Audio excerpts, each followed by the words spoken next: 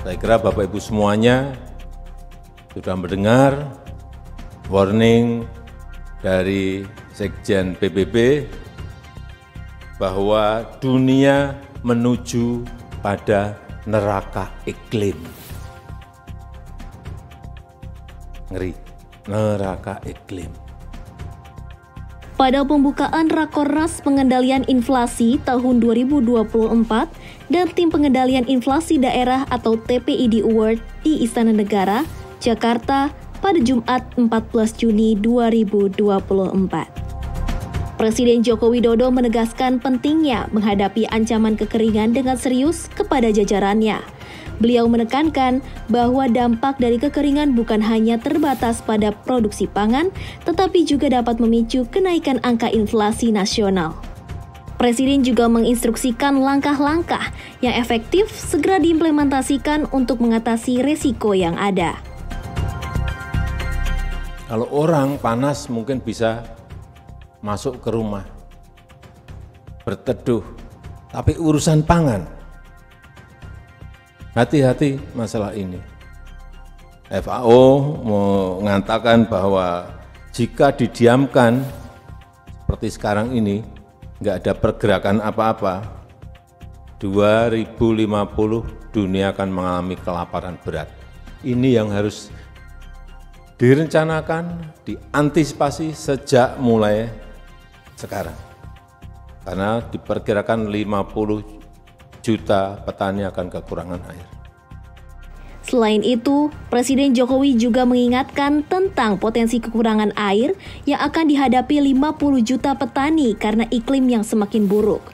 Presiden mengatakan bahwa dunia akan menghadapi dampak buruk akibat dari perubahan iklim dengan suhu yang diperkirakan akan mencapai rekor tertinggi dalam 5 tahun ke depan.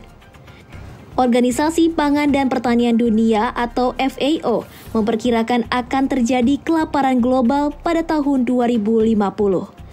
Dalam catatan Presiden, dampak perubahan iklim telah terasa seperti gelombang panas yang melanda di beberapa negara seperti India dengan suhu yang mencapai 50 derajat Celcius dan Myanmar dengan suhu mencapai 45,8 derajat Celcius dalam kurun waktu 1 tahun terakhir.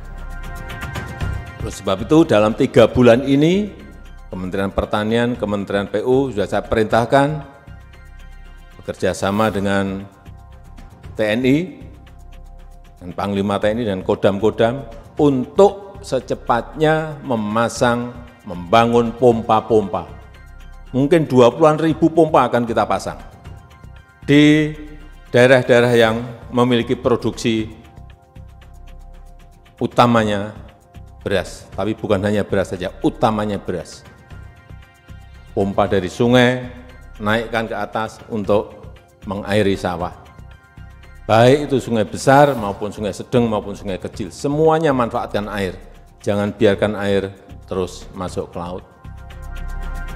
Dalam upaya mengantisipasi ancaman tersebut, pemerintah akan memasang sekitar 20.000 pompa air di wilayah produksi beras.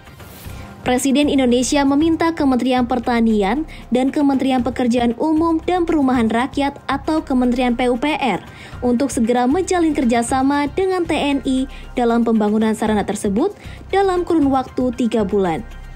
Nantinya, pompa-pompa ini akan mengalirkan persawahan dari sungai kecil, sedang, maupun besar agar produksi beras tetap stabil.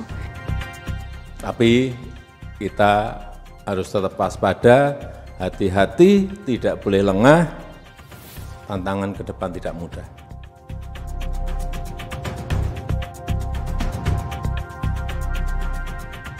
Dari Jakarta, Elsa Sabrina, Rizky Amalia, Nasruddin Lubis, Tim TV Tani mengabarkan.